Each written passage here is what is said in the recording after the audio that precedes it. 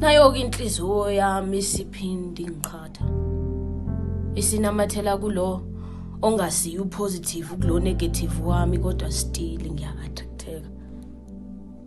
Nayo-ke inhliziyo yami isingiqhatha. Angisakwazi ngisho nokuzibamba.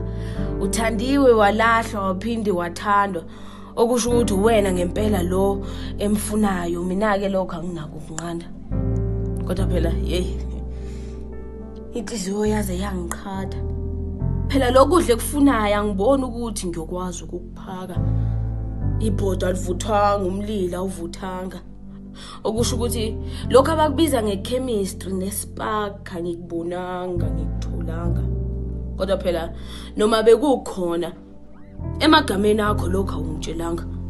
Mina-ke njengentombi yakwethu angeke ukuthole lolu thando ungangishilanga. Inhliziyo wangiqhatha. Isimningi leminyaka shuthi lo muntu akangithandanga.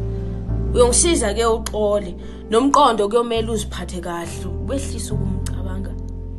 Kodwa inhliziyo waze wangiqhatha. Mina bengingafisi ukuthi lo muntu ngimthande kangaka.